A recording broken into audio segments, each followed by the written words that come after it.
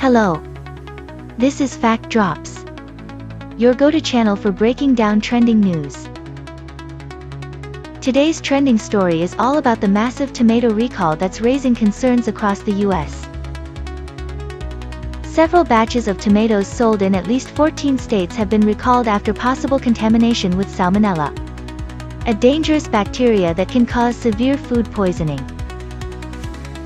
This isn't just about one bad shipment.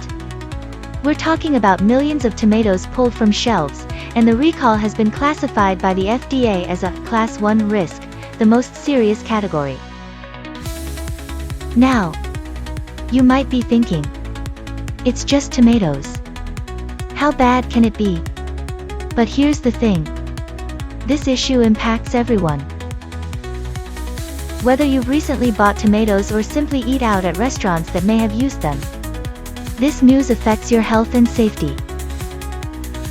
So in today's video, we'll break down what happened, why it matters, and what steps you can take to stay safe. We'll also dive into how people online are reacting to the story. Stay ahead of the latest trends and breaking news with Fact Drops. We bring you in-depth analysis of the most important stories shaping the world today. Don't miss out. Subscribe now and turn on notifications to stay updated. Let's start with the facts. In early May 2025, two major tomato suppliers issued voluntary recalls. Williams Farms Repack LLC and Ray and Muscari Incorporated issued voluntary recalls on their tomatoes due to potential Salmonella contamination.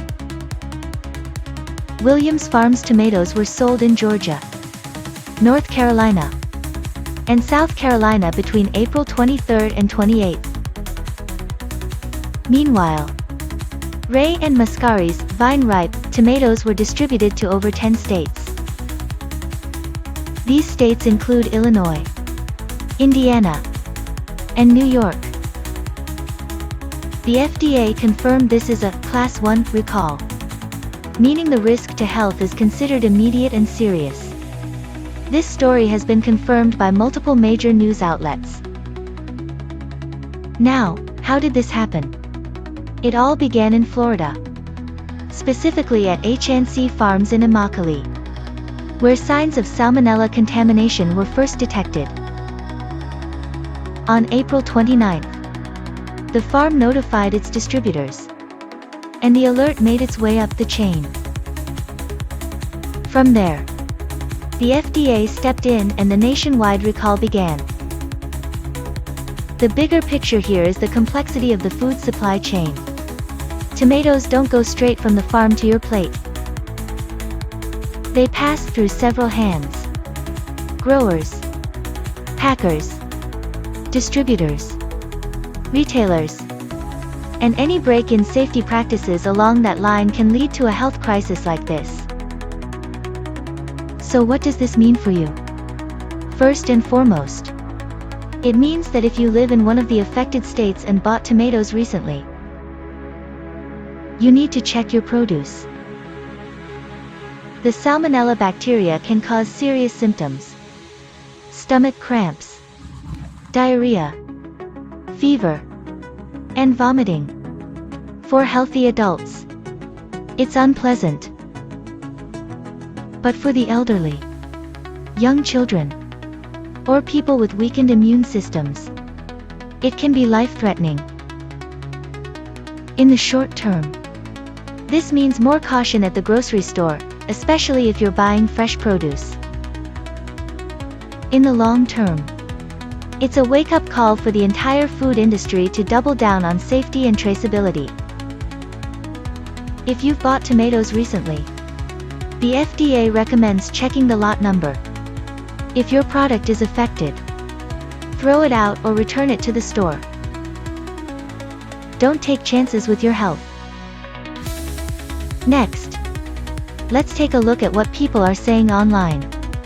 Yes, we have Gordon's the public uses also in Ohio, not just commercial. No, Gordon's isn't the grower. They're just the retailer. The affected growers are Hanshaw and Capling Farms, or HNC Farms based out of Florida. The one who noticed and reported the contamination was the Packer Williams Farms Repack LLC. What stinks about this is places like GFS are sources for small business. If only we had a government agency to deal with this.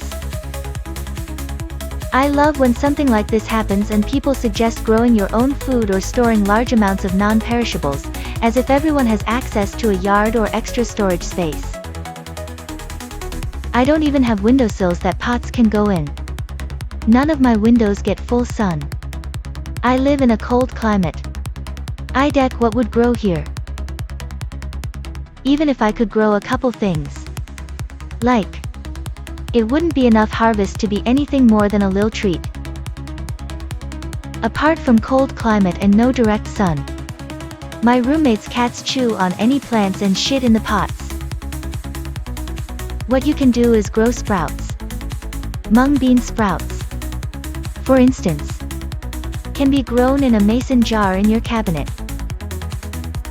Cook everything you buy for 10 minutes, it will at least kill botulinum toxins. Wash all produce as thoroughly as possible in water with a little vinegar. For solid fruits you can use non-detergent soap too. Hope for the best. We are pretty fucked. TL there had been research and trials on a vaccine for Salmonella, sad face. RIP NIH. I'm not ordering an omelette from Seduxo this week lol. They're the top supplier. They always protect the source. Bigger political contributions that way. Let me help you. FDA, do not buy from companies X, Y and Z until there has been a full review of their safety practices. Freeze meats before cooking. This will help kill parasitic disease. Freeze flour and rice and grains for a few days to kill pantry moth larvae. Do not eat uncooked at all. Boiling does destroy the toxins that are dangerous. Keep your food cold, or acidic/salty if storing at room temp. Do not do things like puncturing, this risks introducing the toxin to the anaerobic interior. Even having a yard isn't going to do it. It's hard to grow enough food to feed one person perpetually and is probably not possible in one yard. In year-round growing climates you can feed a small family on an intensively cultivated quarter-acre. Sadly, I live in Vermont. I grew up in Vermont, on a small dairy farm, and we were almost entirely self-sufficient for food. It isn't impossible to grow/raise most of your food in Vermont. It is just not something most people can do or want to do. I bought a little 4-shelf indoor greenhouse for $25 at the hardware store. Put a couple of grow lights inside. And am successfully growing greens and herbs in my dining room. We're losing key personnel from nuclear response teams, firefighting agencies, FEMA, NOAA, aviation safety. The list just goes on and on. And now there's nobody tracking how many people get sick or investigating illnesses to discover what caused them. There is no such thing as brand reputation in the US. Everything you eat is produced by one of 5 companies. To wrap things up, tomatoes sold across 14 US states have been recalled because of a possible Salmonella contamination. This is a serious food safety issue that impacts both consumers and the agricultural industry at large. Looking ahead, we're likely to see tighter regulations, more inspections, and greater pressure on producers to ensure contamination doesn't happen again. But what do you think? Do you trust the safety of the food you buy? Have you ever had to deal with a recall? Let us know in the comments. Thanks for watching. Stay informed. And stay safe. That's it for today's update. Thanks for watching.